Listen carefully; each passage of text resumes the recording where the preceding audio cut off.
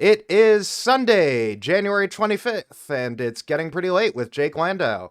Welcome back to Season 2, everybody. We are back from our 1 week break while I was trapped in Calgary on a quest of self discovery. We are here with you with a returning guest. He's a favorite of mine. He really knows his stuff. His name is Noah Gairn. He is a defense analyst for the True North Strategic Review, and he's here to talk to us more about military equipment procurement and supply chains and all that fun stuff. Noah, welcome back to the show.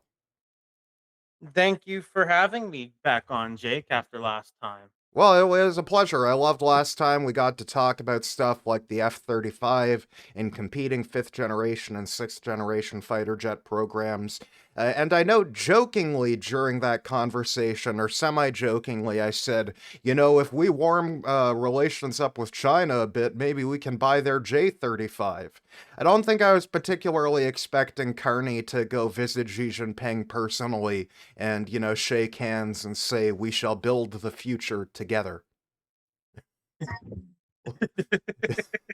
I was very much caught off guard by how quickly things moved. I'll admit that. Because, I like, was he was just very calling them, like, the world's biggest security threat not that long ago, and now we're like, we should be friends and work together a lot. I'm not complaining, but it is a big shift. It's an extremely big shift when China is a very weird country when it comes to the Canadian defense landscape. We kind of recognize that they are an adversary, obviously.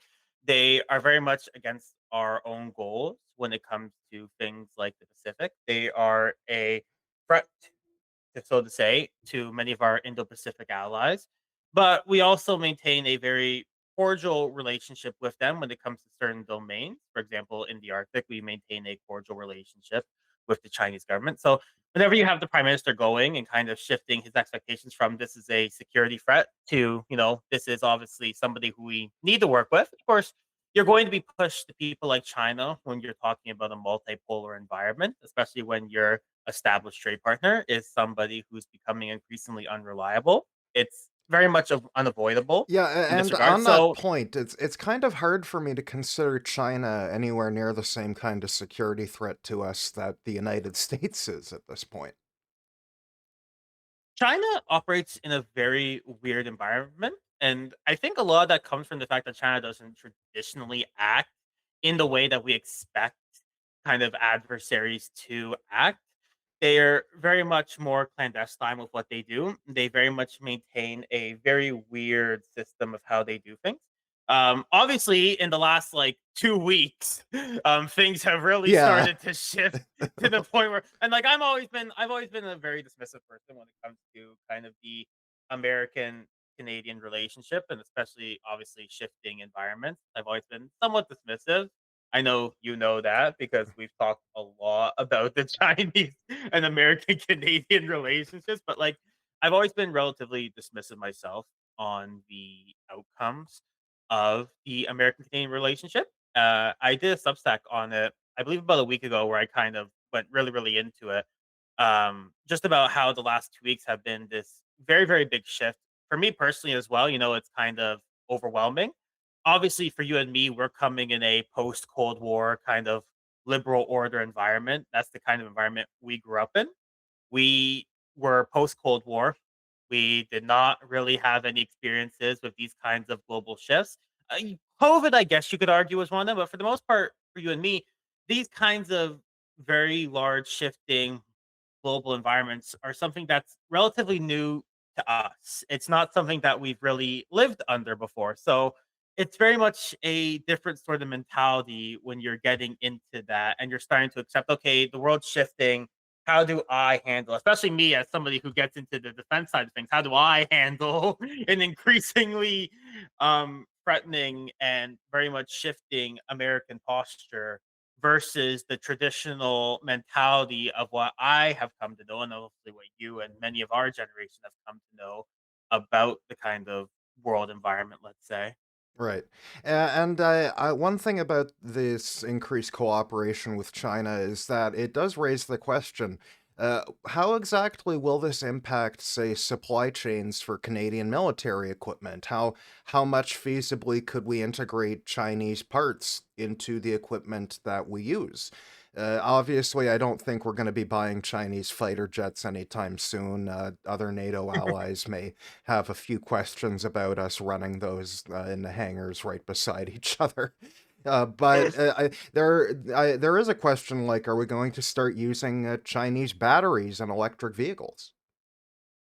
That is a wonderful question. It's certainly something that is going to come up in the probably next decade, I'd say. Obviously, when talking about EV manufacturing and those kinds of stuff, obviously we're still several years out from seeing, any sort of concrete production of anything, I'd say. And I'm not Um familiar with how popular EVs are in the military sector versus the civilian sector. there is effort. Obviously, there is, some interest depending on who you ask.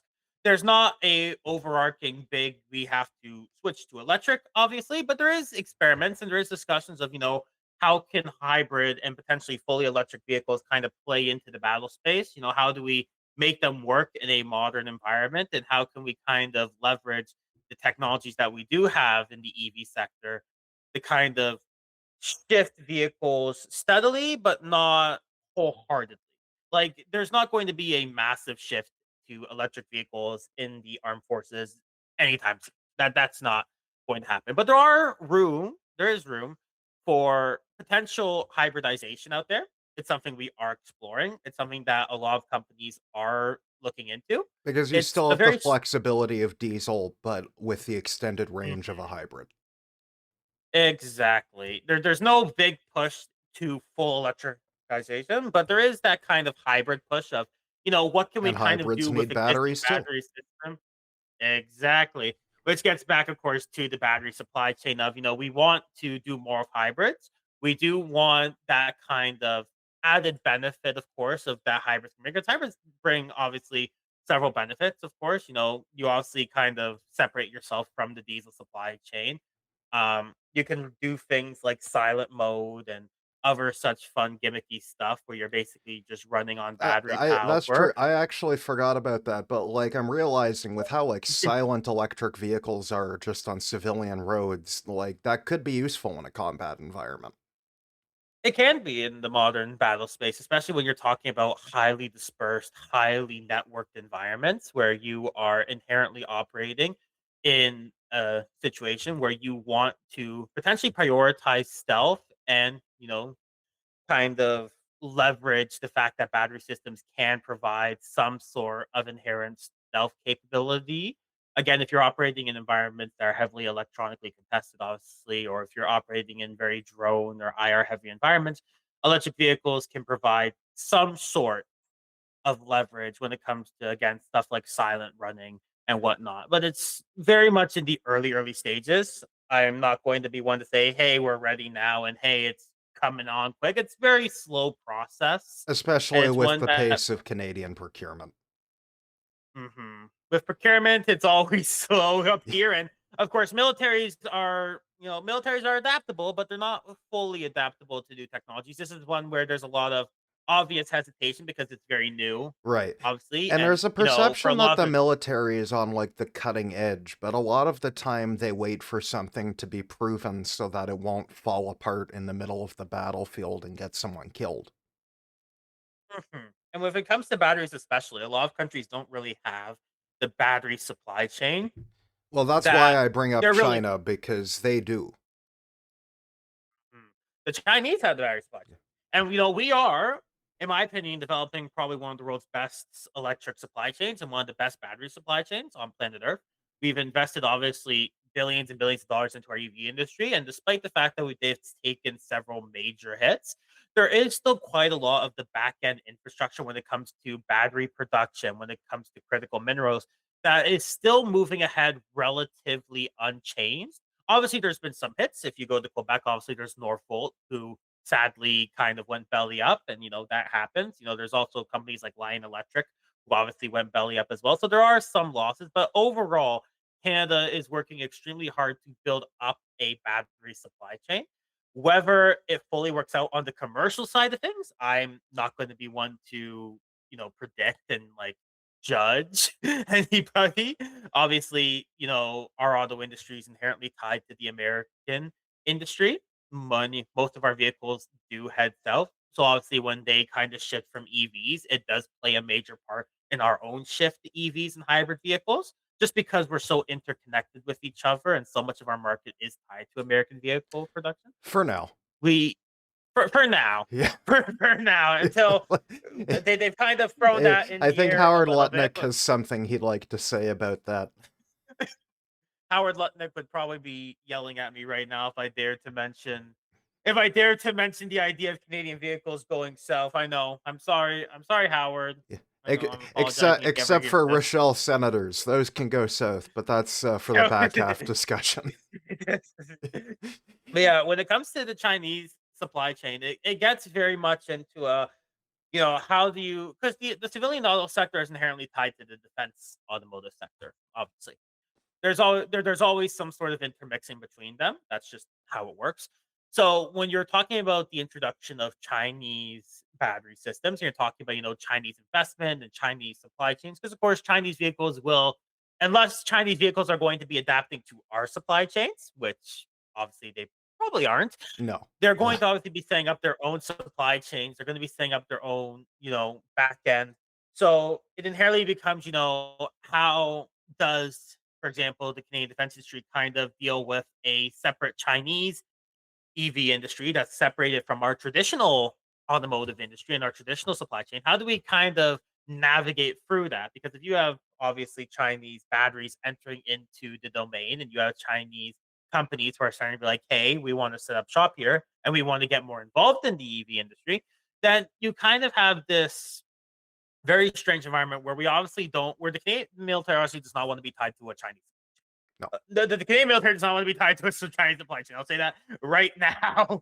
Um, but for the Canadian defense industry, obviously, there's going to be some workaround where there's going to have to be, okay, how do we kind of adapt to this new suppliers coming in? Especially, of course, if uh, current suppliers obviously go out of business or current suppliers decide to move out, because again, obviously, if you're talking about companies like Rochelle, a lot of their industry and a lot of their supply chain is tied to the commercial auto industry. They obviously use Super Duty chassis for the Rochelle Senators. So you kind of have to ask yourself, okay, if more American automotive companies pull out, or even if just more of the supply chain disappears and we start to see a bigger shift towards a more Chinese supply chain with more Chinese companies and more Chinese backed supply, how does the CAF kind of adapt their posture to deal with that? Do we say, okay, you can't necessarily work with these Chinese supply companies?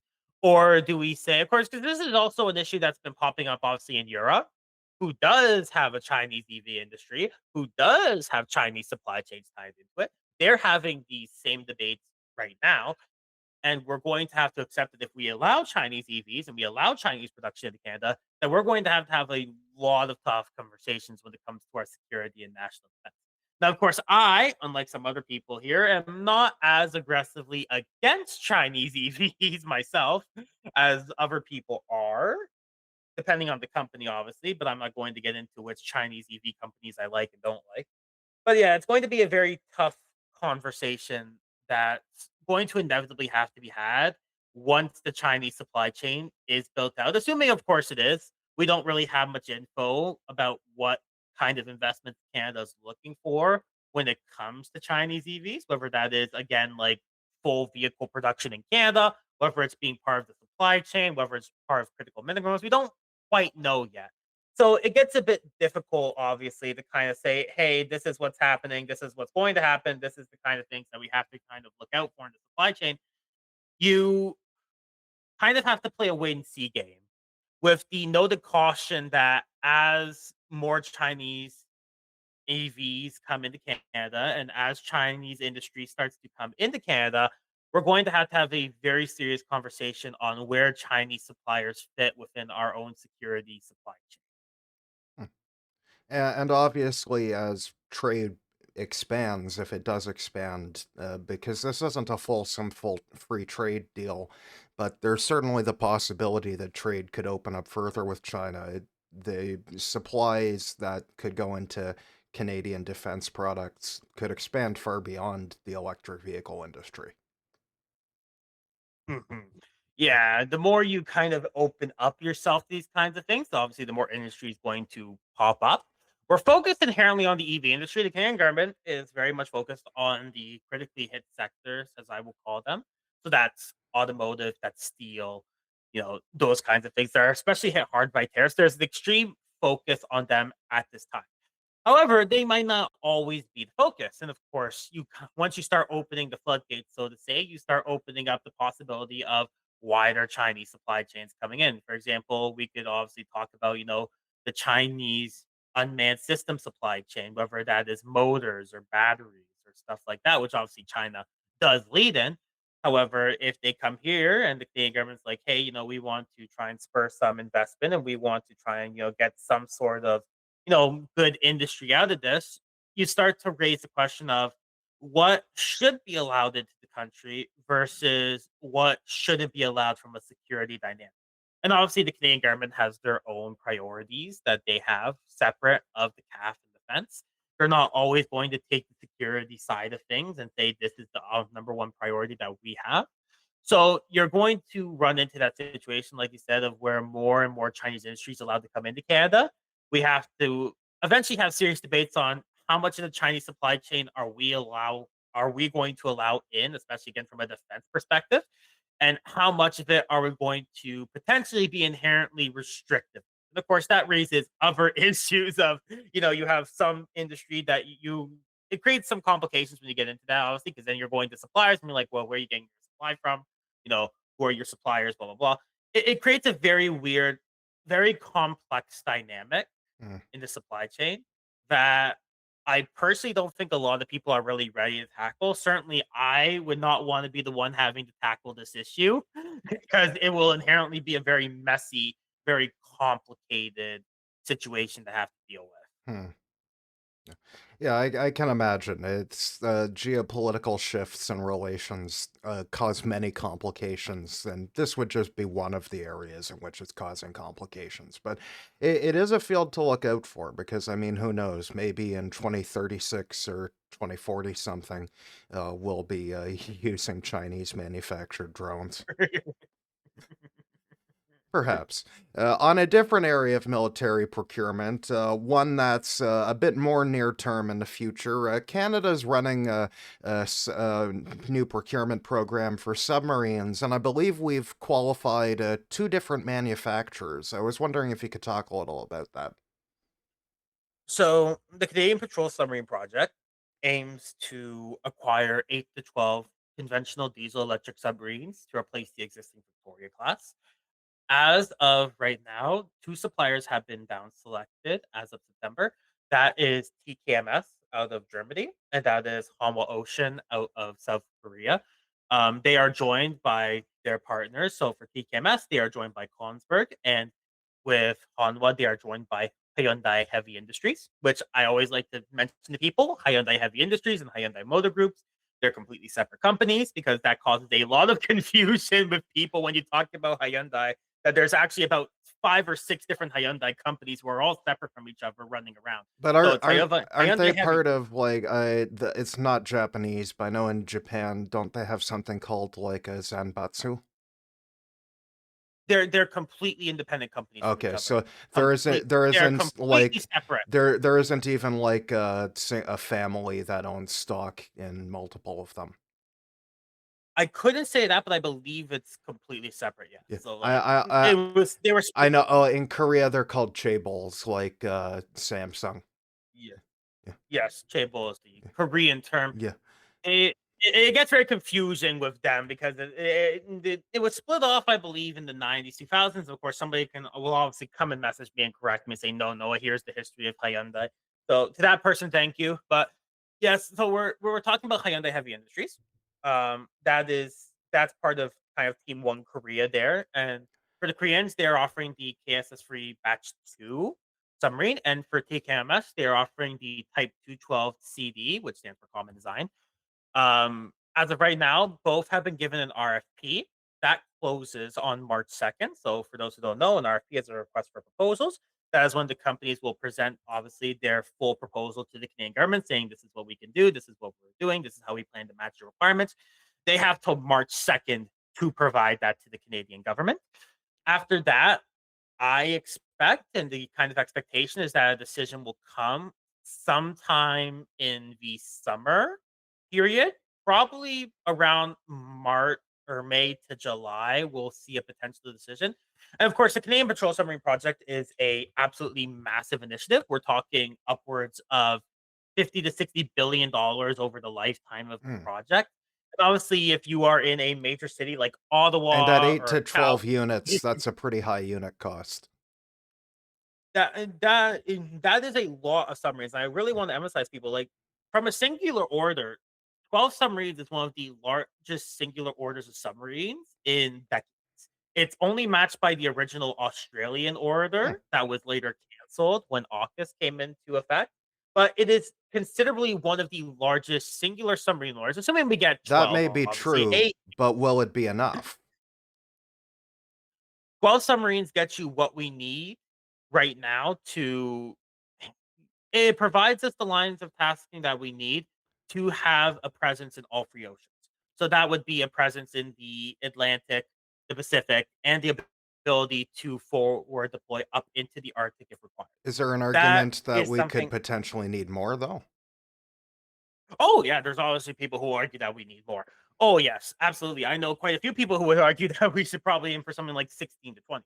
Hmm. For me, 12 is a perfectly reasonable number.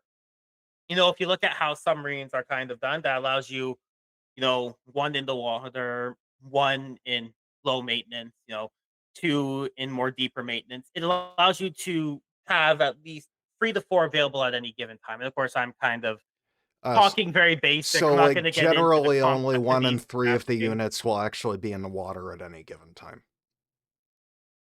If you have 12 submarines, you're going to have about 3 to 4 in the water at any given time. The Mm. rest will be in various forms of maintenance, whether that is refit work or deeper maintenance or in deeper, actual midlife refitting. There's going to be a stage where obviously submarines are on different stages Yeah. of their life Everyone has cycle. to visit dry dock eventually. Exactly. Everybody needs refits, everybody needs some maintenance work, everybody needs stuff done. So having 12 allows us to have 3 to 4 in the water at any given time, which is still really great considering that it'd still be one of the largest submarine fleets in NATO in terms of actual hull size. So it's still pretty good in my mind. 12 would be like my ideal like base number. 8, it gets a bit more complicated. Again, I obviously like to see 12. Again, people will argue for more, obviously, just because there's always going to be demand for more. Yeah, No matter where you are, no matter where you are in the military, you can always do better with more. So there's going to be fair people who enough. obviously argue for again 16 or 20. For What me, oh, 12 is a great number, one especially when you're talking about having to go ahead, Jake. so one question I had, and I understand your point on the numbers. So moving on to a separate thing, what exactly motivated the procurement to be for diesel-electric submarines and not nuclear submarines? For those at home, I don't mean like nuclear weapons on a submarine. I mean literally using a nuclear reactor to power it. Well, the big thing would obviously be cost. Nuclear submarines are exuberantly more expensive than diesel electric submarines. But they can also Um, operate there's for a significantly longer time without resurfacing, right? They can, but it also depends on exactly what you're using the submarine for. See, modern diesel electric submarines will be using multiple different systems. So, you might hear obviously about lithium battery systems in submarines. That's something you might hear about. You'll hear about air independent propulsion. So, modern technology allows diesel electric submarines to stay submerged for weeks at a time. We're talking in excess of, 6 to 8 weeks submerged at a time. By that point, you reach a stage where it's not actually really the submarine itself that's limiting you. It's the actual stores on the submarine that are limiting you. Because And the yes, a people diesel or inside. Obviously, a nuclear submarine could stay submerged indefinitely, but they're always going to be beholden to whatever stores and supplies they have on board. Right. You Eventually, can't. you need to You refuel and resupply. eventually you need to you need to resupply. Eventually, you eventually run out of food Yeah. on a submarine. So for these electric submarine, the gap that existed, So say they 20, can't go 30 years fishing. ago. No. No. I mean, I'm sure somebody on a nuclear submarine will go fishing. I can't personally say I can't personally see where people are fishing, but I can imagine somebody probably has Open the tried. port to cast a rod, immediately crumples like the Titan submersible. But Uh, modern diesel electric submarines are actually getting very, very good at catching up to nuclear submarines when it comes to like we can stay underwater for a significant amount of time. Obviously, a nuclear submarine will always be able to stay submerged and always have increased endurance over a diesel electric submarine. They are larger, obviously. They obviously don't have to worry about fuel when it comes to having nuclear propulsion. But modern diesel electric submarines do really, really, really great these days at being able to match what somebody like Canada desires. Now, if we want to go from Esquimalt all the way to Halifax, a modern diesel electric submarine with lithium ion batteries can do that relatively easily. I'm going to say that before people yell at me. They can do that fairly easily these days. Again, we're talking about these guys can stay out there for submerged for weeks and weeks at a time now. It's no longer that we can stay submerged for a week or two. It's now we can stay submerged for a month and a half, 2 months at a time. We can go up to the Arctic. We can go do yeah, patrol. that's We can go that's a all the way fairly around. respectable operating time for diesel electric submarines. And if people are And that's wondering where been the electric comes from in diesel electric, rather than use the diesel to directly propel it, they use the diesel to generate electricity, which is stored in batteries, and then the electricity is used to power the submarine. And for Canada, especially, you have to eventually ask, what are our requirements? What do we need a submarine for? We need a submarine for going up into the Arctic. We need a submarine, obviously, for continental defense. We need a submarine that can go patrol the borderline areas of the archipelago very quietly But we don't for an need extended to period be of time. able to project our force to like other continents. No, and that's where nuclear submarines really, really, really benefit from. That is their operating environment. In the open ocean, that is where nuclear submarines are best. When we're talking about Canadian requirements, diesel electric works perfectly fine for our requirements. And in some cases, obviously, can work better. Like if we're talking about operating, you'll hear people obviously talking about nuclear submarines in the Arctic. That's one of the things that people are always going to talk about. We don't envision our submarine going under the ice in the archipelago. What we Well, envision give it is our another 10 submarine. years of global warming and there won't be any ice in the archipelago. For the archipelago, you have to realize that we're not going to be operating deep into the Arctic basins under the ice. That's not what we're going to be doing. Our submarines will be going up there and they'll be patrolling the ice edge of the archipelago. They might go under ice at times, obviously, but they're obviously not going to be doing the nuclear submarine that people imagine of staying 4 or 5 months under the ice in the Arctic, like some people imagine. That's not what we're going to be doing. So for us, these electric submarines are cost effective. They are personnel effective, aka they don't require nearly as much crew as a nuclear submarine, which for a navy that has a lot of big ambitions, and for a navy that obviously wants to have a lot of submarines, you know, crewing is very important. The Canadian Royal Canadian Navy already has an extreme deficit in the amount of personnel that it has. So you have to be kind of crew conscious, even though we are very grand in our desires. You still have to be somewhat crew conscious. And of course, Ships do indeed need sailors. we need submarines quick. That's the bottom line. We need submarines ASAP. The Hmm. Victoria class obviously are barely the Victoria class, to all their credit, have done the best job that they can. They are aging. Obviously, they were, going on 40 plus years. They're aging. It's They've time. had a lifetime of issues, Yeah. as everybody knows. And we need submarines to effectively operate in our oceans. We need It's time for a submarines. replacement.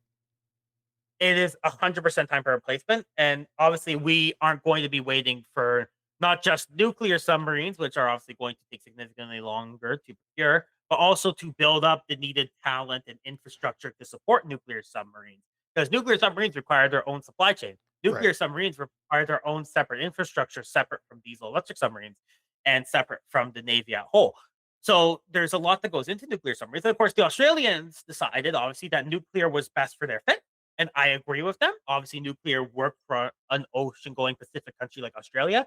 For a country like Canada, it becomes a lot more debatable. Yeah, And obviously, we decided to go our with operating the diesel. modality doesn't necessarily require that kind of off-continent force projection. Exactly. And of So, course, in the kind of littoral continental environment that we're operating in, diesel electrics actually provide a lot of benefits for us. So it's not necessarily nuclear is always better than diesel electric. There's a lot of nuance that goes into it, obviously, that for us, it does make sense to not necessarily look at a nuclear submarine. It makes better sense for let's procure a diesel electric and then let's put our efforts into potentially other solutions that might supplement or complement those diesel electric submarines that can better contribute to continental and Arctic security. all right, I guess there's one final question on the submarine procurement before we go into our break. Which of the two options do you think would be better, the German option or the South Korean option? That gets into a very, very complex question.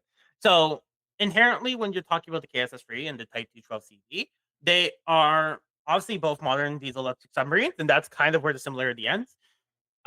They are inherently different designs built for inherently different philosophies. Mhm. And one of the things I like to stress to people is that Canada operates in a very weird environment because we want to be a free ocean navy. And to be a free ocean navy, to operate in the Arctic, the Pacific, and the Atlantic, that does require different requirements to each other. They're very different operating environments, obviously. And when it comes to submarine procurement, especially, there is a lot that both submarines offer that both submarines really specialize in that does benefit them in certain operating environments. Now, necessarily, you obviously want to figure out which environments you want to prioritize. But as it exists, I currently exist in a relative 50-50 zone, to be honest with you. There's a lot of benefits to both submarines. There is a lot of capabilities that both separately offer. For example, obviously, you're going to hear that the KS-3 has a integrated vertical launch system that is inherently tied to the Korean philosophy of maximum firepower. The Koreans emphasize having as much firepower as possible, to put it in simple terms.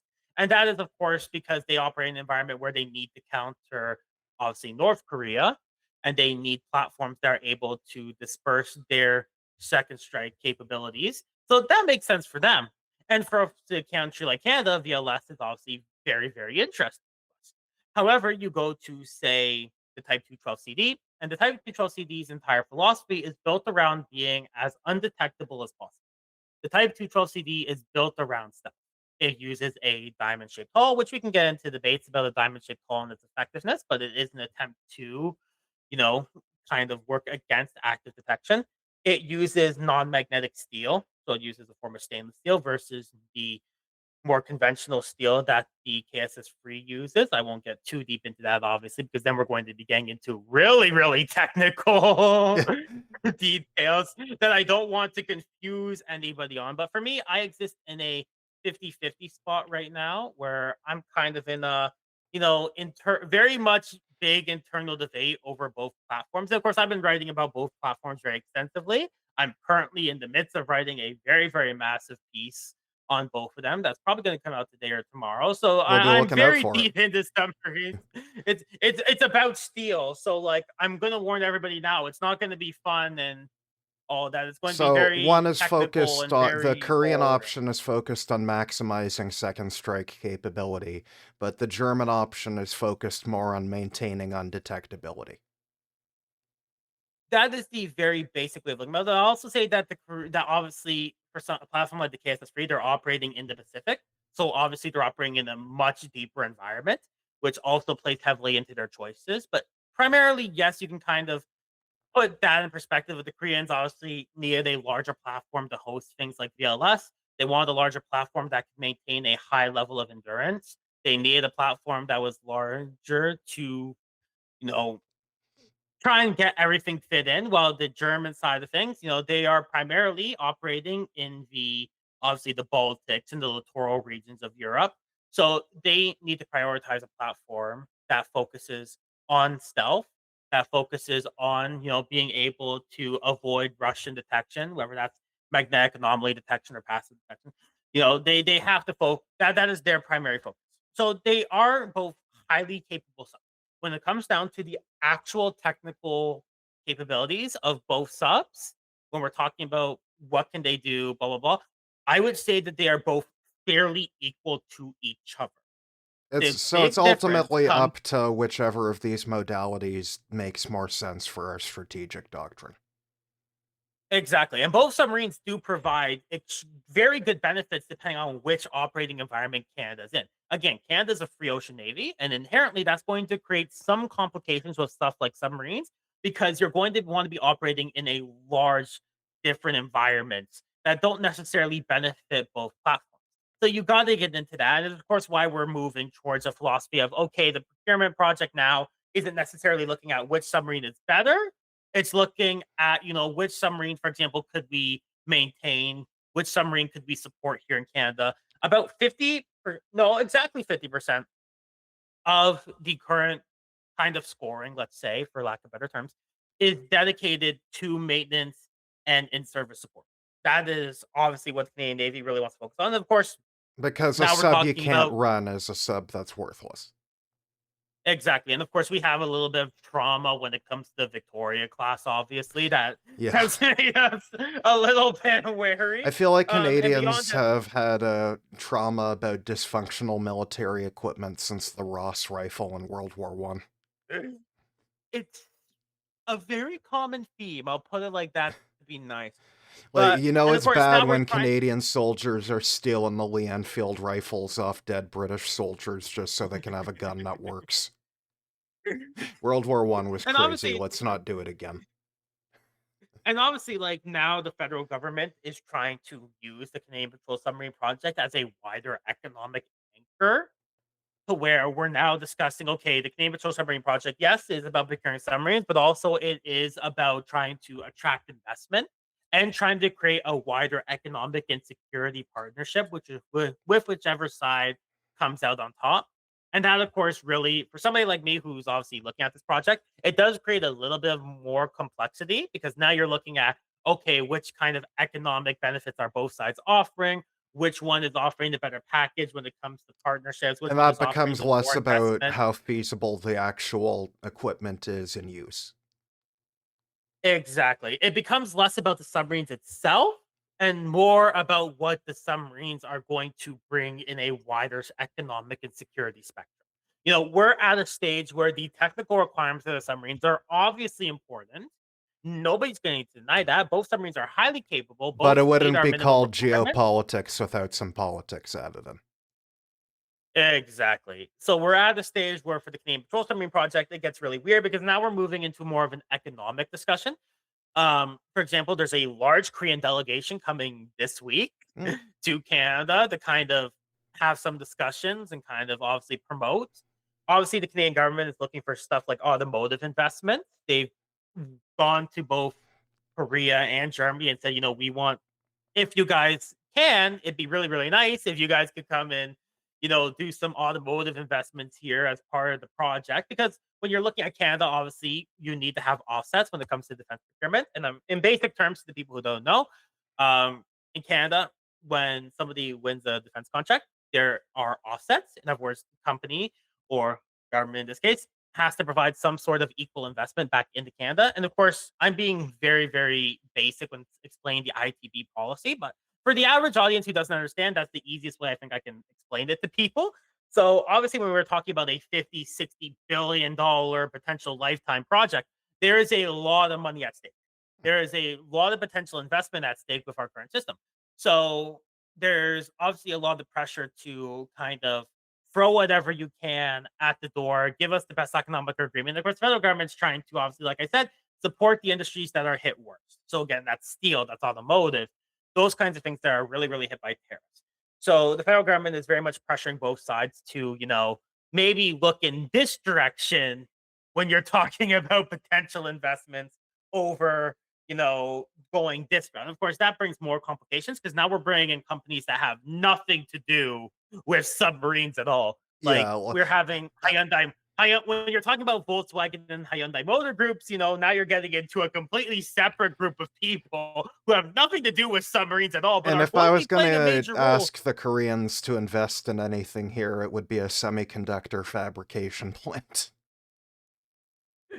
And to their credit to Hanwha and Hyundai, their big focus right now is on energy. I'm gonna say that, like, their big focus on the potential investments heavily in energy. As far as I know, both sides have been very cold to automotive investment, Hmm. obviously, because obviously Canadians don't purchase a lot of vehicles. People, I'm sorry to tell you, but I there's don't about, even I have a think, 1.3, driver's license. 1.7. I live on top of a subway station. Why would I ever buy a car? What? Canadians buy about 1.3 to 1.7, I believe, million vehicles per year. It's an insanely small number. Yeah, And we don't need them. we have a very crowded automotive market as it is because our automotive market was very geared to supplying US demand. So like if you're a company like Hyundai, and then keep in mind that Hyundai, for example, already had a little bit of a spat in Quebec in the 90s. That was a complete disaster. So there might be some trauma there about going back to Canada. But like, and obviously Volkswagen is investing in Canada and St. Thomas and whatnot. But like to attract more investment in that degree, it becomes very, very hard. Well, I as long understand as why the federal government Volkswagen wants to do it. follows the emissions rules. It Uh, becomes very complicated when talking about the patrol submarine project. But at the basic terms, both sides offer highly capable submarines. But from a technical standpoint, both submarines are fairly equal to each other. Right now, the primary focus is not on the platform itself. It is one, who can provide the best package when it comes to maintenance and in-service support to ensure that the submarines are maintained in Canada, are upgraded in Canada, and are fully supported in Canada. And two, which side is going to offer the maximum economic benefit to the Canadian economy. And once we get into economics, it now no longer becomes a TKMS versus Hanwha competition. It now becomes a German government versus South Korean government competition yeah. because now you got to bring in a whole bunch of different outside partners to try and spur some investment to try and build up that package. So from a technical standpoint, it is fairly well settled. Both submarines obviously are great. Both offer their own benefits. Both are designed for completely different operating environments built on the philosophies of two very different countries with two very different security requirements. Hmm. When it comes to the equipment side, fairly equal. So so you asked me which submarine would I prefer. That gets also a bit complicated. Again, I'm kind of 50-50. There's obviously benefits to both. It will not be the deciding factor in this competition which submarine is better itself. What it will probably end up coming down to The is package around it. which country can offer the best economic package overall, and which country is ready to support these submarines throughout their life cycle. Hmm. All right. Well, that's been some very good discussion on Canadian military procurement, both submarines and whatever we may potentially buy from China if things keep getting warmer. Fingers crossed. Thank you to our guest, Noah Gairn, for being here for this first half. But folks, don't go anywhere. We will be back soon with our second half of the show and our 3 headline topics of the week. See you in a sec. Today's episode of It's Getting Pretty Late with Jake Landau is brought to you by me. Folks, all of my work is available for free with no paywall at jakelandau.ca. But in order to keep writing and recording, I need money because money is what makes this show go round.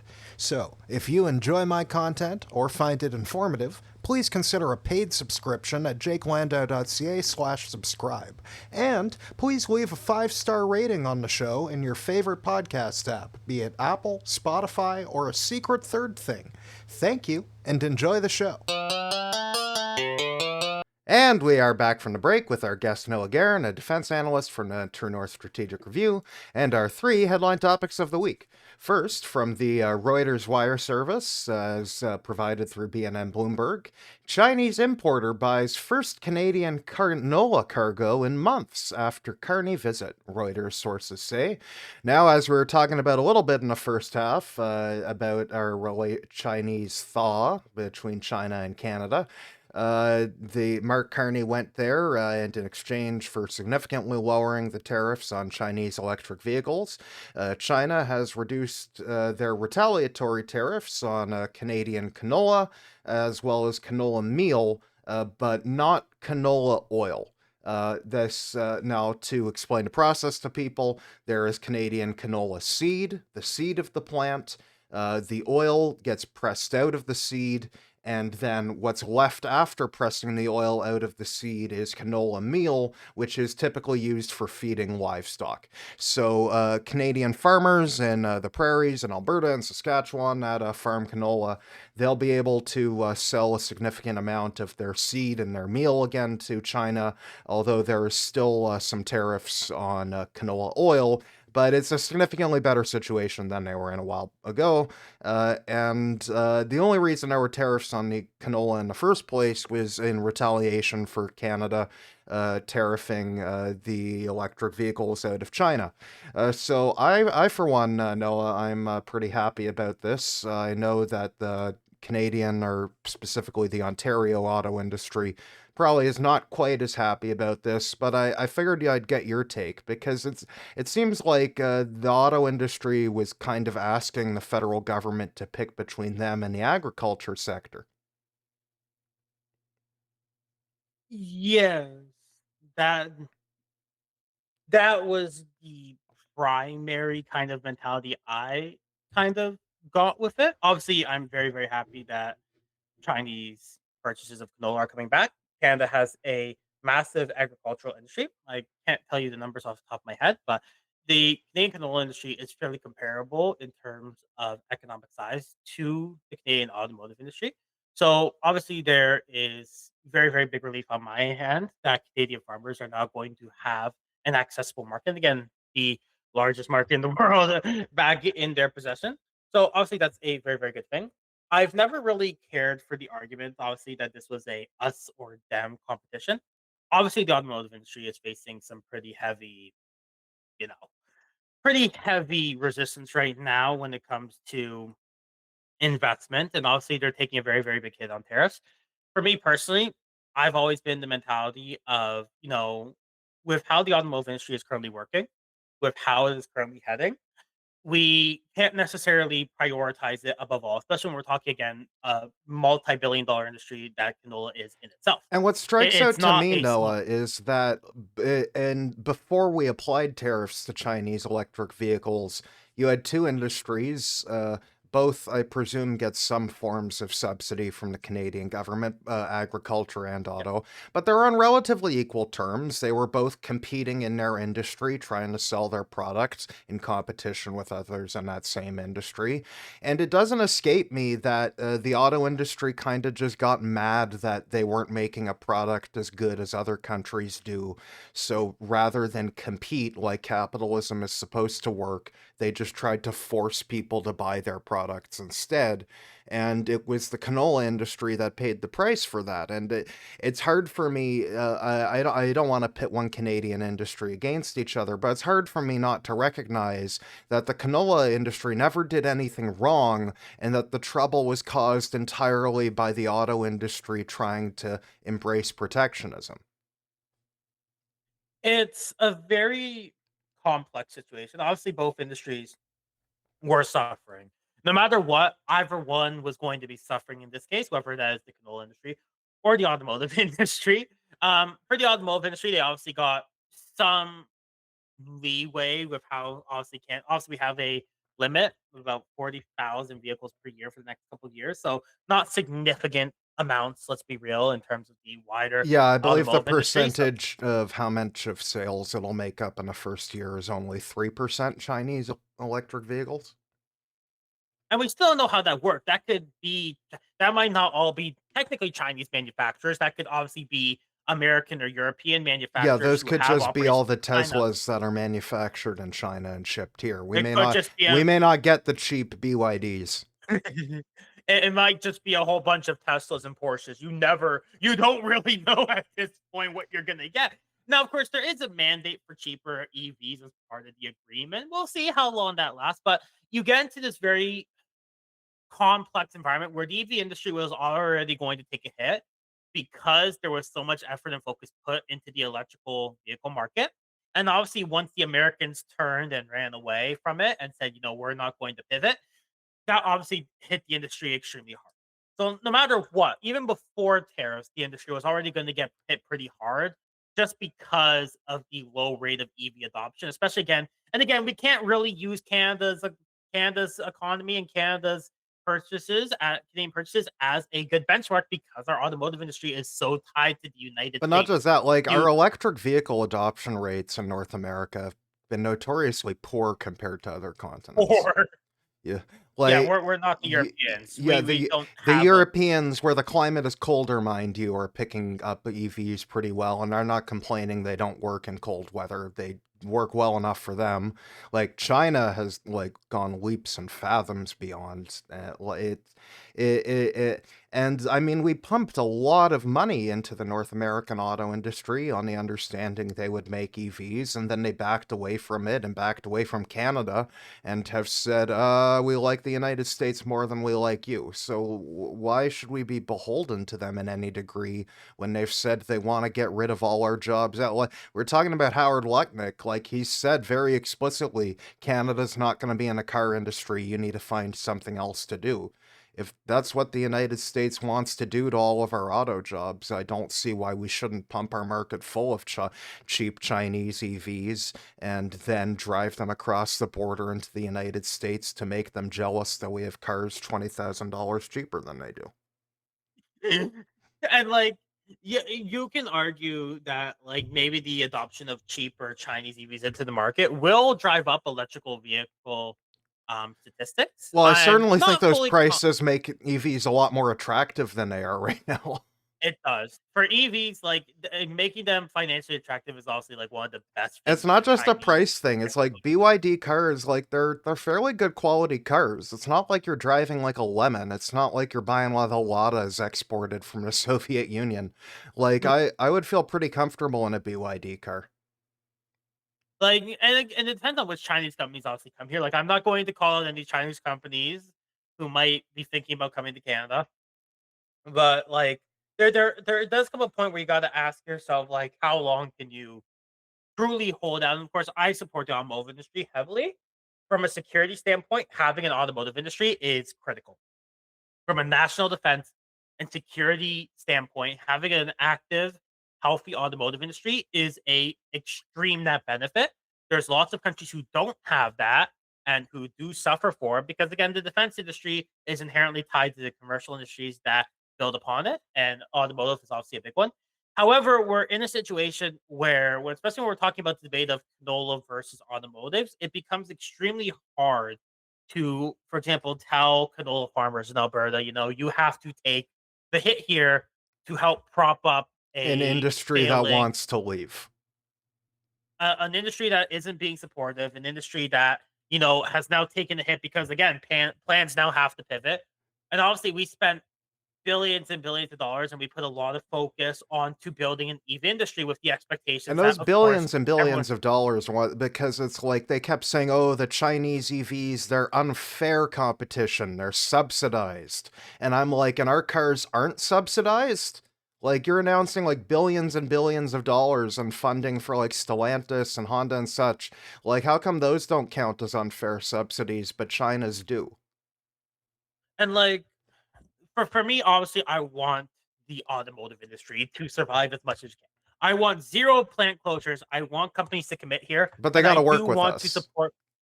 They have to work with us, and I want to support the factories that do exist. They are critical assets, and of course, I will repeatedly tell people that.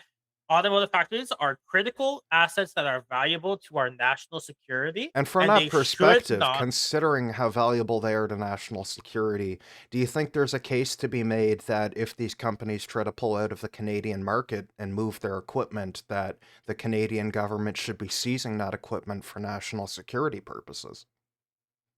I think, and people will think it might be a bit controversial, but I do think that there is an argument to keeping infrastructure and assets in Canada.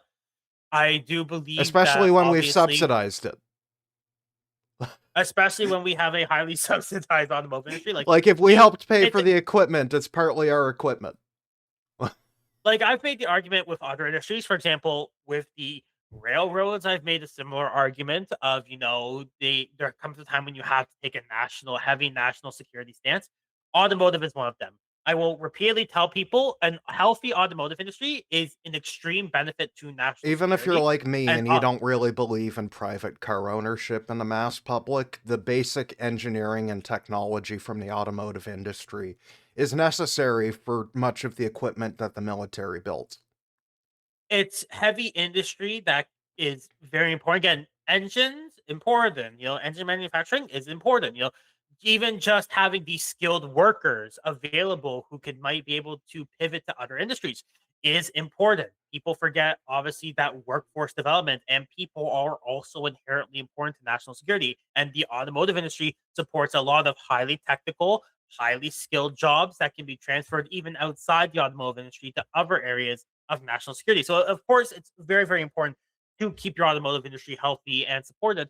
However, you have to look at it from, again, that economic perspective of, is it worth punishing a potentially still healthy, if tariffs didn't exist, canola industry to 100% support a hard line, and I will say it's a hard line stance from the automotive industry, what they are asking. It is an extremely hard line stance, and it Yeah, needs to be they're said as a saying hard line stance. that they don't want competition and that the government needs to prevent them from having to compete with other companies. And like we said, even the introduction of Chinese EVs will obviously play a very, very big role in national security and will raise a lot of questions. Right. However, from even though I am a security person and defense person, I do need to look at it from an economic perspective. And that is that the canola industry took the sacrifice for punishing Chinese And EVs. having a They've strong dealt with that agriculture fear, industry is also important to national security. having it is, and the canola industry is relatively still healthy. It opens up a massive market for them again, where we're not. And it's not even just canola. There's also obviously Canadian beef. There's obviously Canadian fishery products that are now also back on the table.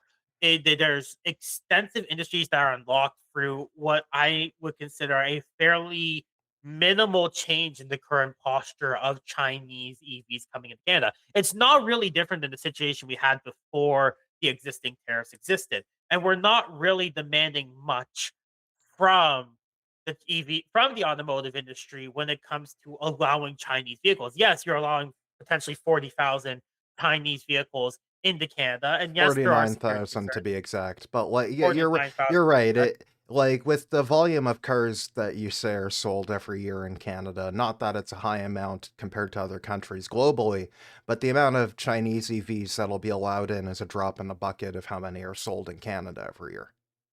Yeah. And with that, we can better support our agriculture and fishery industries. And again, in a time when we are dealing with a volatile partner to the south, where there is increased economic uncertainty and a very, very clear pathway where we don't have a free trade agreement with the United States in the near future, we do have to use the valuable time that we have to try and build up as much resilience as possible. And sadly, that does mean we do have to work with other powers.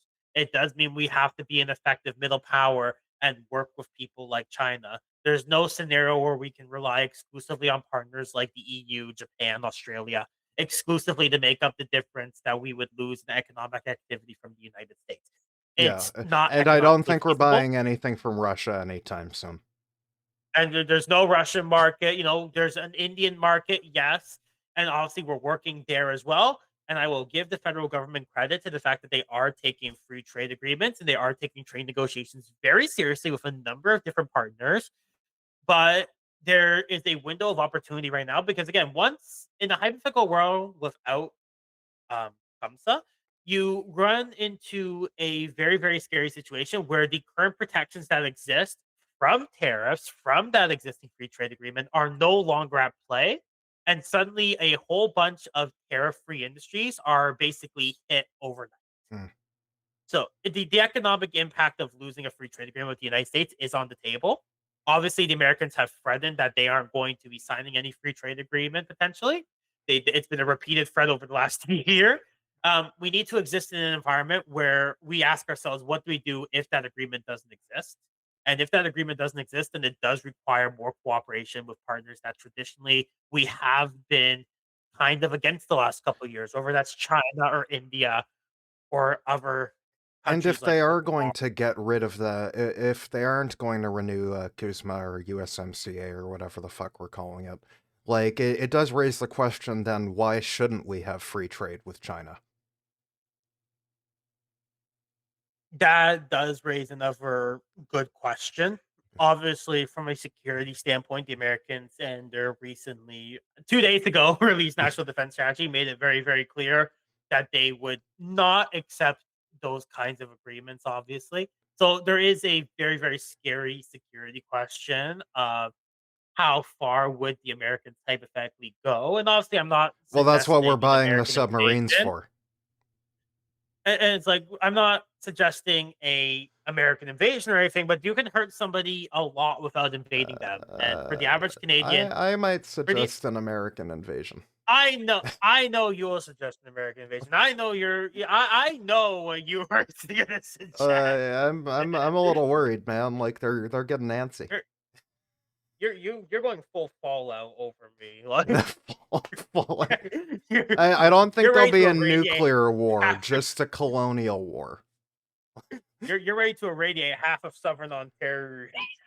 Hey, listen, I support I don't know if we've talked about it on the podcast, but I support my plan to turn Pickering and Darlington nuclear power plants into doomsday devices to deter Yankee invasion. I mean, you could poison the watershed for tens of millions of U.S. citizens, so like it would be evil, but I mean, like that's how a nuclear deterrent works. Like you're not blowing it up to create sunshines and rainbows. I'm going to use the term conservative in my in my You'd prefer a assessment and normal ideas. nuclear bomb to a quote unquote doomsday device. But we do have to eventually accept that if we want, again, as the prime minister said, to be a credible middle power, we do have to accept that that involves having to deal with the great powers in spite of each other. Hence So the obviously, doomsday we do. device. My favorite part was someone on Twitter replying to that, "Are you crazy? That would kill everyone." And then someone replied, "Yes, that's why it's called a doomsday device." Like, Like, moving on, talking about civilian entanglement with the military-industrial complex and in the United States, and this is a fun one because this headline topic comes from me, from Jake Landau's Getting Tired. How Canada is helping ICE murder Minnesotans. Rochelle, a manufacturer in Brampton, Ontario, is supplying ICE's campaign.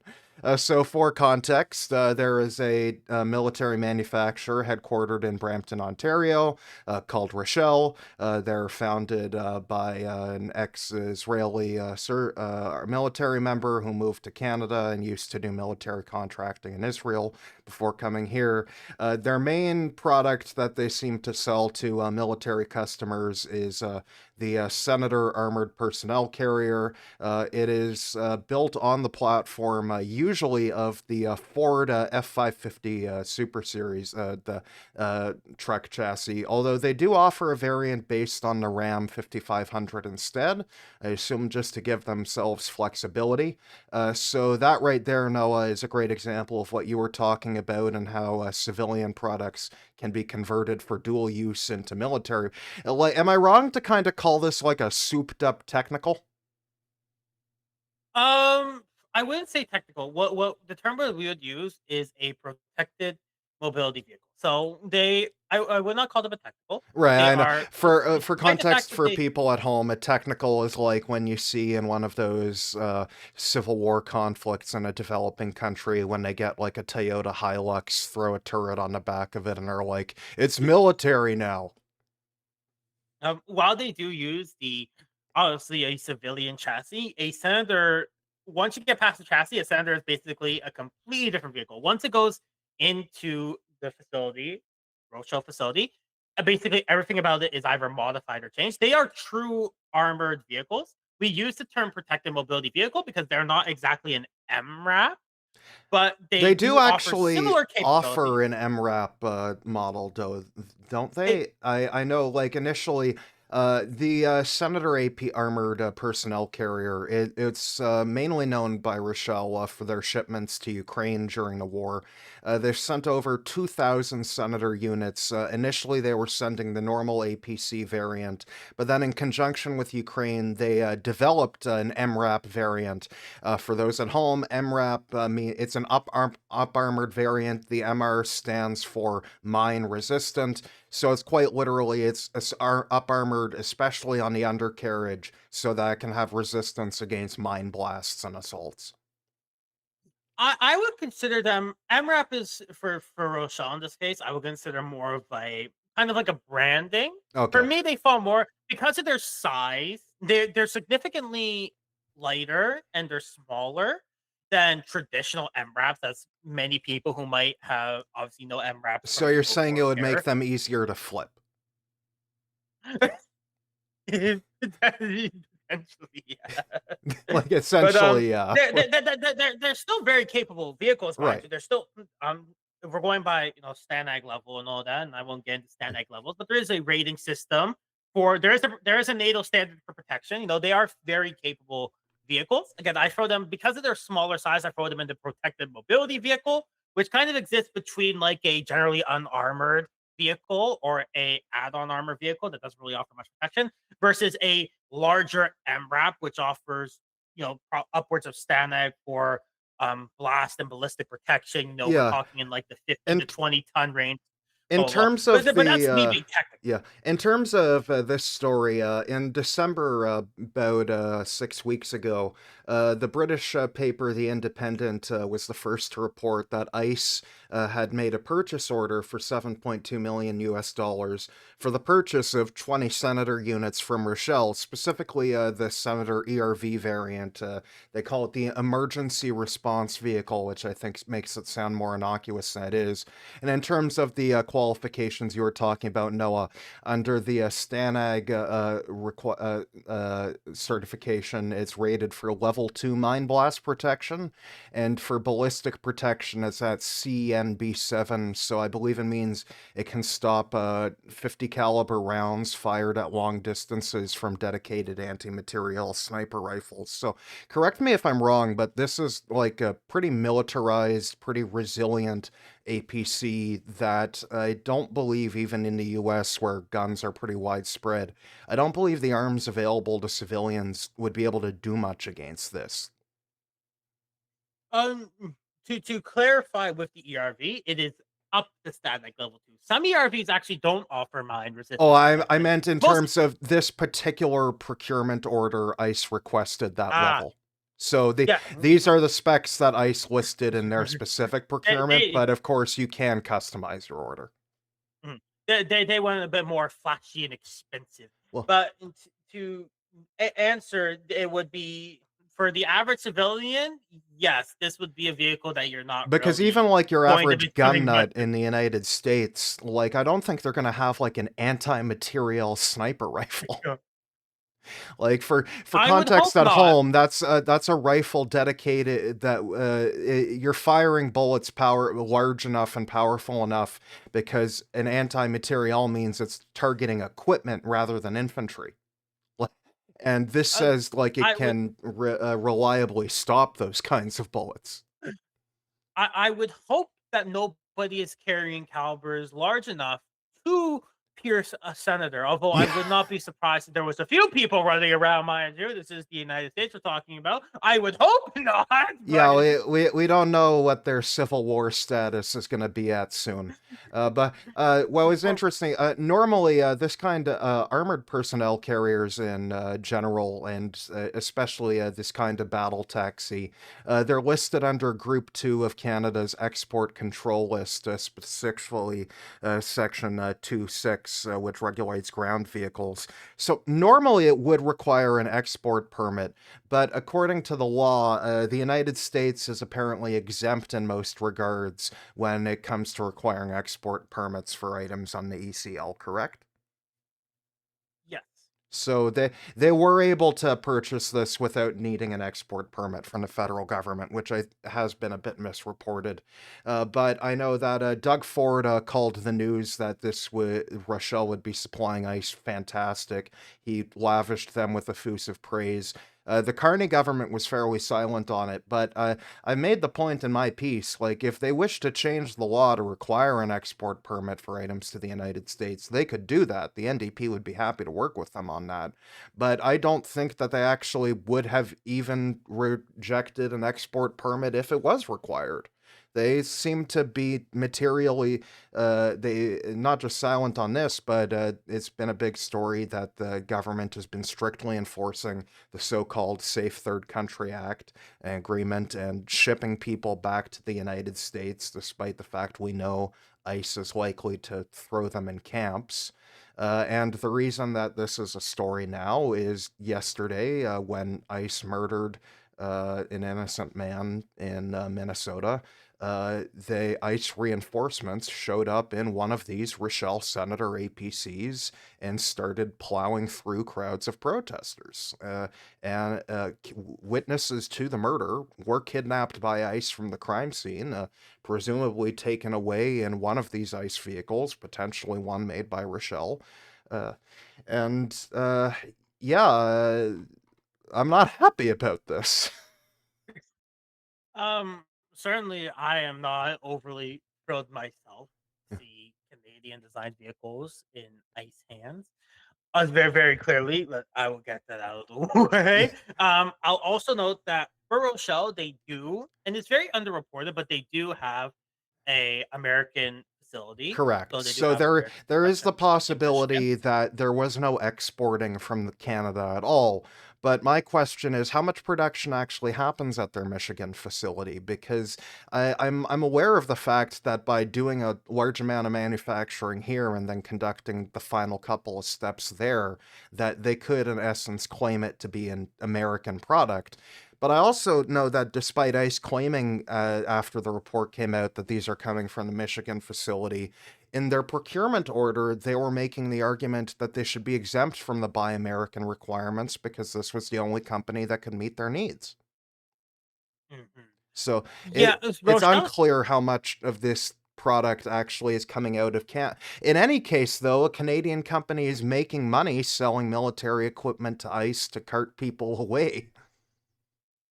Mhm. Yeah, And like again, I'm not overly thrilled by it. sure. And for in the case for Rochelle, um, I will say Rochelle has done an amazing job in the last couple of years at building themselves up and establishing themselves as a truly independent, capable company. I had no problem I with them selling these things to Ukraine. They belong in Ukraine. Ukraine is using them for a defensive war against someone who wants to annex their territory.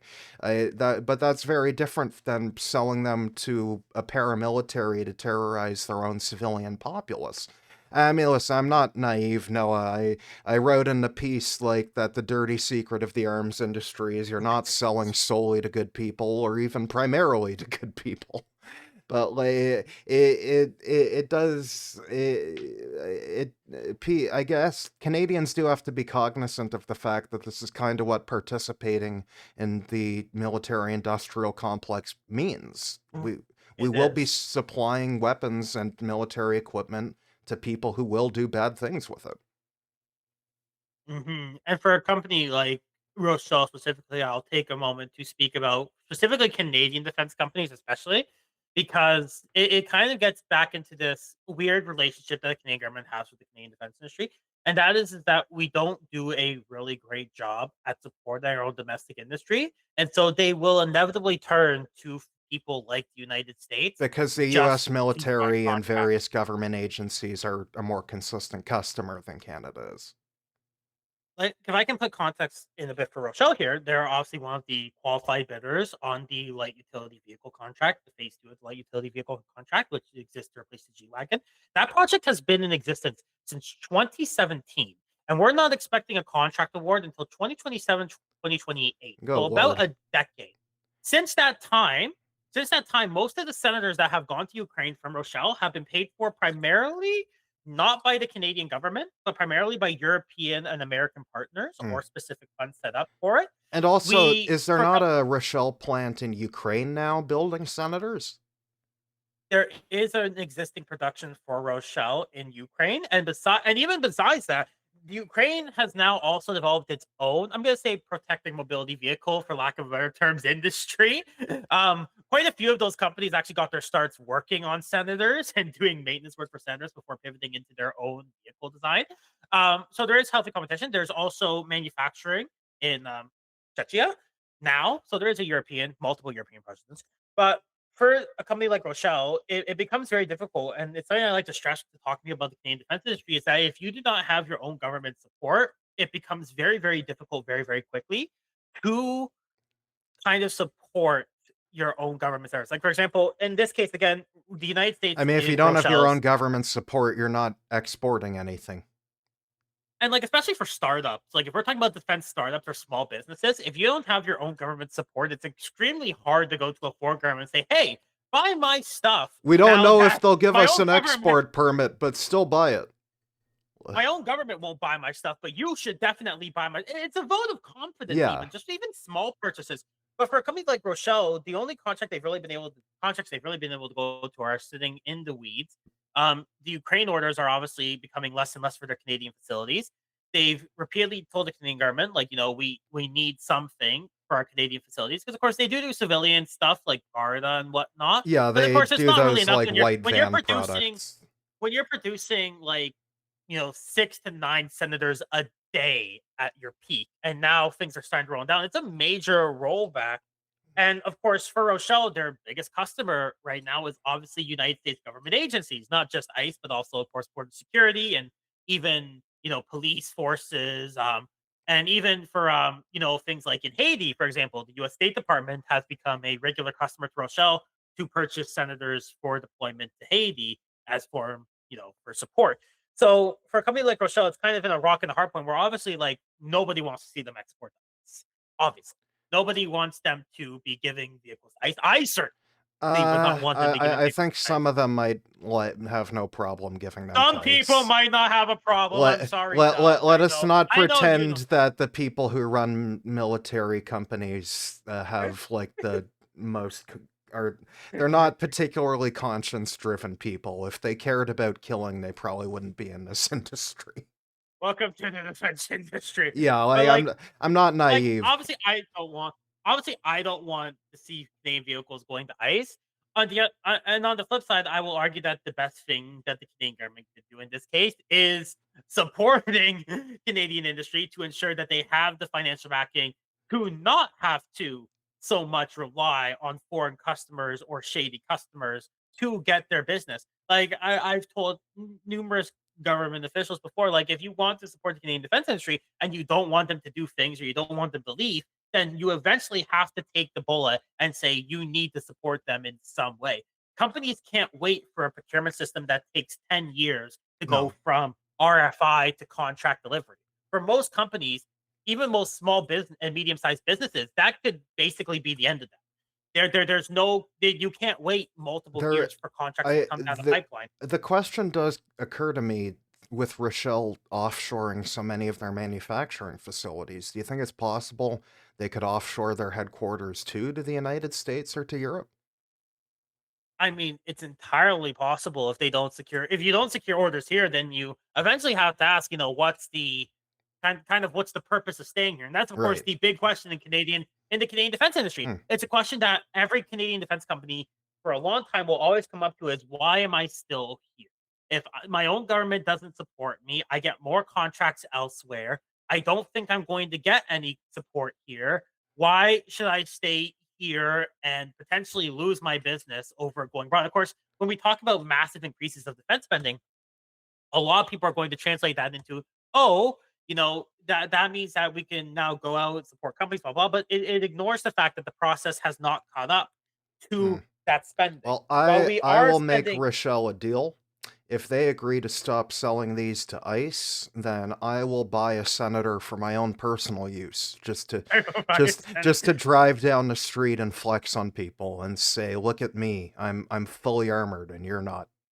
I I I will ask for a senator. If you're getting a senator, I want a I senator. don't need to like I've kit been it out or anything. It's like I can I take don't like the base model, but like I just no, don't I'm want in Sudbury. anyone to I hit need me with their anti-materiel sniper rifles.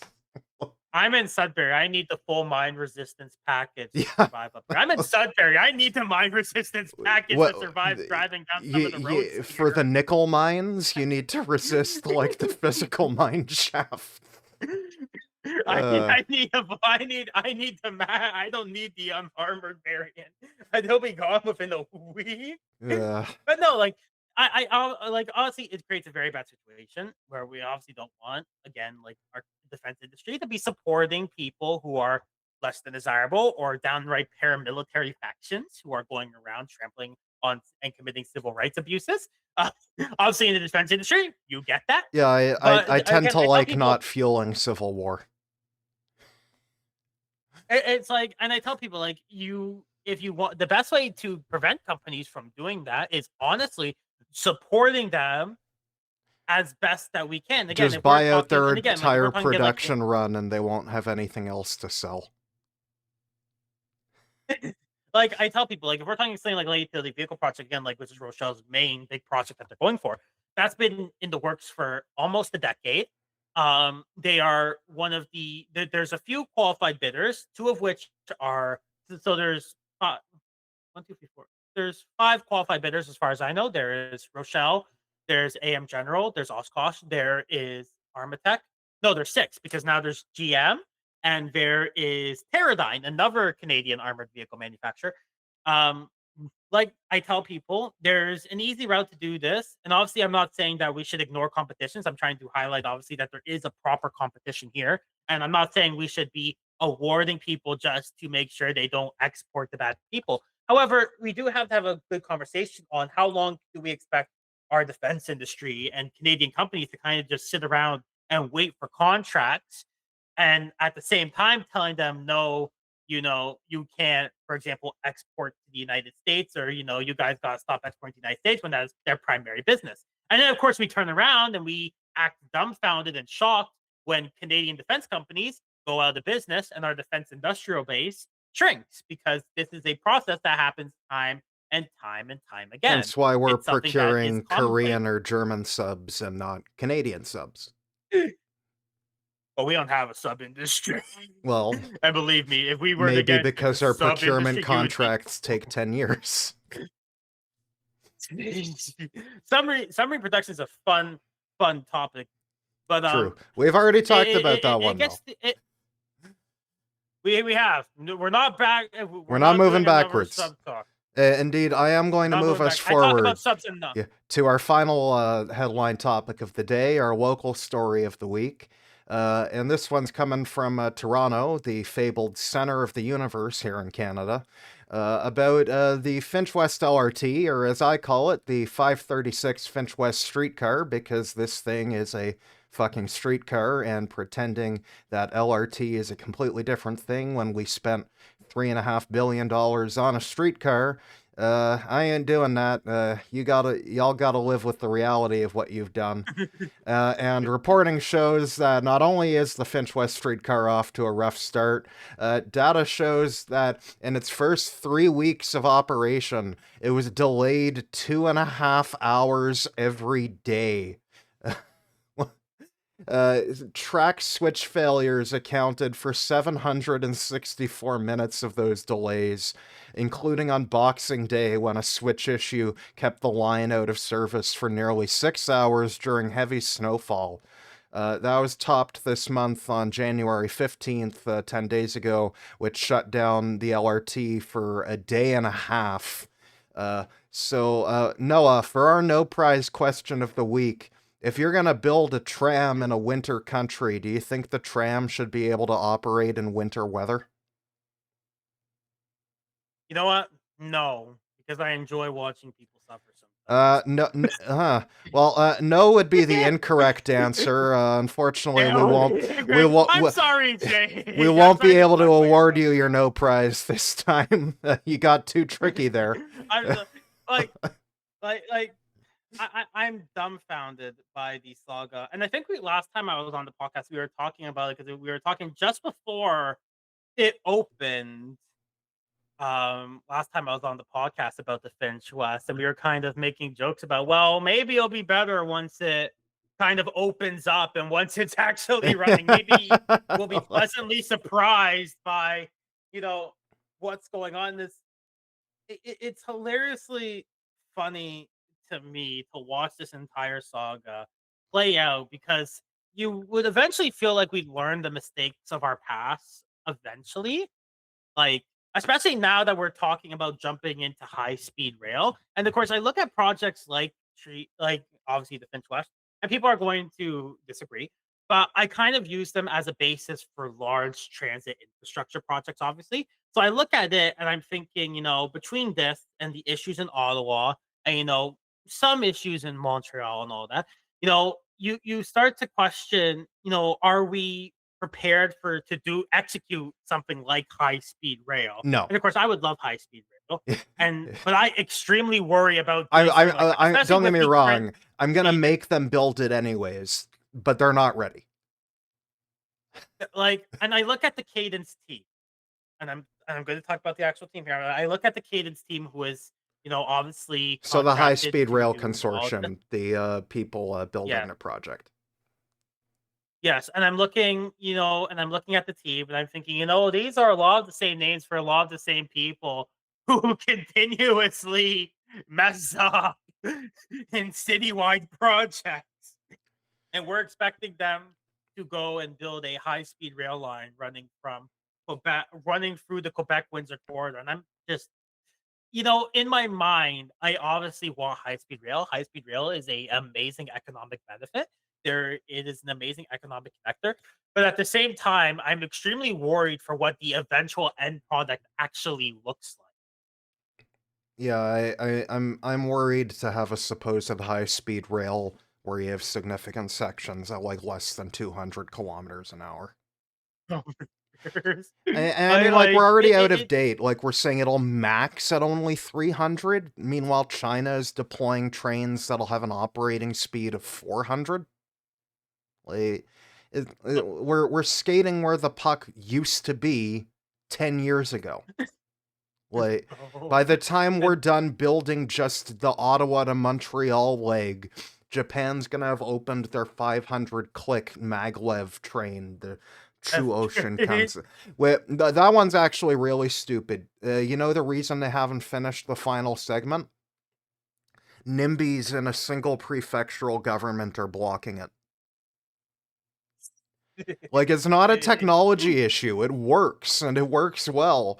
It's that they're not being allowed to build the final section of track. And like, I'm really excited. The one reason I'm excited for the one thing that's funny about High Speed Rail, the one thing I'm kind of excited for is that Alberta, and I don't know what their plan is now because they were supposed to release their master plan, but Alberta also plans high speed rail, and I really, really, really, really want them to compete on who can get it done first.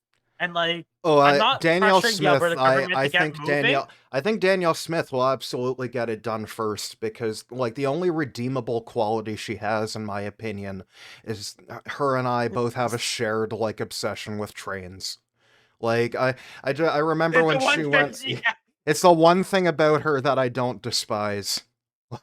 Like I just remember she went on a government trip to Japan a few months ago, and she was like, "Konnichiwa, I am on the Hokuriku Shinkansen to Sapporo," and I'm like, "Good for you! Like you're living my dreams. Please, like her, like if she could just focus on trains in her Alberta and not do like anything else." like I give credit the master plan that they showed off last year. I thought was very well done. I thought was very comprehensive. So you know what? Credit I to want high you, speed Danny. rail to You Banff. got your Give me my high speed rail to Banff. like you do you, Danny. If you have some weird obsession with trains that I don't know where it started, but sure, if you got weird obsession with trains, like by all means, Her and her go husband, get it, before girl. she was in Go. politics, the two of them ran a restaurant in an antique train car. Like you do you. If you want to get high speed rail in Alberta, by all means, go ahead and do it. I I want just to have see one it. I want request. to. Please, for the love of God, not hydrogen. Show.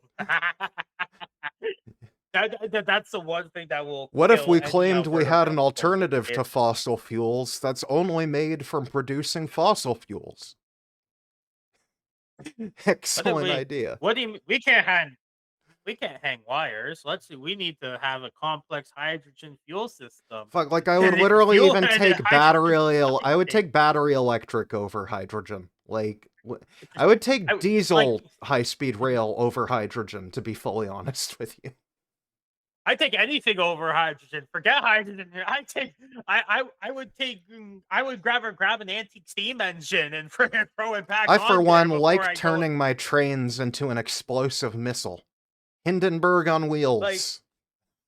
let's build an overly expensive train that requires a giant dedicated supply chain that isn't any more environmentally friendly, has worse performance than basically any other option, but it does give our oil and gas companies like an extra little bit of funding to go throw into some hydrogen production. Yeah. Like it is like the worst of all options. And I always laugh whenever it gets brought up because like I would literally I would take I would take a truck pulling a train over the tracks before I take freaking hydrogen.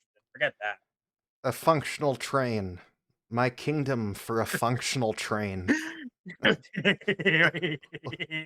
And like I'm not gonna criticize, and I give credit to everybody. Like, yes, we're doing better on transit than we were maybe 20 years ago, but we still have a long way to Uh, go. not I mean, Toronto. hey, I got the Northlander. I have the Okay, Northlander that's badge, true. so I can't.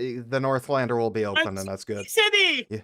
It doesn't Uh, go to my city. It goes to I'll North Bay. say It doesn't this: come to Sudbury. Montreal is doing better on transit with the REM. Like, but Toronto is not doing better on train. When the Ontario line opens, I'll give Toronto credit because an automated metro is like the perfect modality for Toronto public transit. And credit to Doug Ford on having better design ethos there than the Liberal governments before him did. I always say it's funny because like if BC and Quebec just put a little bit more effort into regional transit, they could blow Oh out yeah, of the like water. But for whatever reason, while they the have failure of great TransLink in city Metro transit, Vancouver is that they don't really have an equivalent to go. Like, the West Coast Express is not a regional train. It's a commuter train that comes like 3 times a day, and you're better off taking the SkyTrain anyways to get to the exact same places. it's like it's funny because you have again like Montreal and Vancouver who have amazing citywide transit, but then you get outside the cities and it's a barren landscape Yeah, of disappointment. Especially if it's like you grew up in Southern Ontario, we'll give like Toronto I grew up in credit Hamilton, on so the I was like bus I network. the That best. 10-minute frequent network is pretty reliable even if you live in There outside the downtown core. But there was a proposal a couple years ago for a bus based coast to coast bus network coalition, and I remember it because I was talking to the person who was running it at the time, and they had like maybe like 20 different companies involved, and they went to the federal government and they basically got laughed out of the room. And I will never forgive you, Trudeau government, for throwing out the bus coalition because I like their proposal. well, that And only like, if you aren't benefits going to do people in rural areas, and they don't vote for us. like, I bet you and like that's the thing, that's the decision process. I've lived in rural Northern Ontario where the only option is Northland. It comes once a day from many communities. It comes at a very off hour. Like if you're going from, for example, I'm in Sudbury. If I'm going to Sault Ste. Marie, I'm not getting in there till 10, 11 o'clock. And Yeah, like, that's the only time I'm going to be and able to that's the get there. thing with the There's Northlander no train. As great as it's gonna be 13 hours from end to end. exactly. Like I can be happy that it exists, but it needs to do for transit. And again, especially because again, I'm in Northern Ontario. I will admit I was spoiled living in Hamilton. I never knew how bad it was Yeah, outside.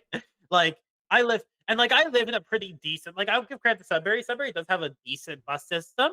It's exuberantly expensive. It's $4 a fare, so like it's exuberantly expensive, mind you, compared to others. But it is a decent sized bus network. But outside of that, there's such big gaps in our transit network that you can't help but feel like a bit I'm gonna say a bit doomerish on it if you're outside the major cities. Like for me, I just kind of accept my reality. Like I fly now anywhere I need to go. I'll pay the extra money to fly because I can't just deal with the bus network here yeah. I taking take the train. 11, I 12 take Via hours. Rail on the corridor, but like when I just went to Calgary, I flew because what the fuck else am I gonna do to get there from Toronto? There, I mean, you could take the Via train, but you'll have to leave a week no, before. I can't. I can't take the Via train. The Via train goes to Edmonton, but the Via train has not gone to Yeah, but you Calgary can go since to Edmonton. 1990. Yeah, but you can go to Edmonton, and then it's just like a short like trip away. Yeah, Yeah, you yeah, could. that's just a several-hour bus That's why you ride. need. Like, It's feasible. It's technically you well, could take it like this is 90% why of the way Danielle Smith there. needs to build her fucking high-speed rail from Calgary to Edmonton to Eh, Banff. This can be fixed, but they need to fix it. Danny, this is your message, please. Danielle I will Smith, forgive you please stop bullying queer for a children lot of and things, build but a I will train. give you credit. Please stop I will persecuting give you lots of minorities. credit for Just build a train, please. Ignore all the just build the minorities you fucking think are the train, cause Dandy. of your Don't do life's anything else. problems. Just I won't forgive you, but I will give you lots of credit, and I will give you a high five if you build the A high five is high-speed too rail much. from Calgary We don't to. got to give her a high five. You don't got to do that. Yeah, don't get too I enthused. will take the sacrifice. Alrighty. Well, folks, Don't get too. this has been a very fun conversation with our friend Noah Gairn, a defense analyst from the True North Strategic Review. Noah, thank you for coming on the show to talk about submarines and China and more China and ice and Finch streetcars. It has been an absolute pleasure, and hopefully we'll have you back on again in a couple months for a three-peat. Thank you for always having me, Jake. Oh, it's an absolute pleasure to have you, Noah. Noah Gairn, everybody, defense analyst, True North Strategic Review. And that'll do it for this week's episode. Thanks once again to Noah Gairn for joining the program. You can read his work at the True North Strategic Review. Next week, we'll have another great guest for you, so make sure to tune back in then. Hope you're enjoying your snowstorm this evening, and I hope you have a great rest of your week. Have a good night, folks. This is the end of the show. Bye.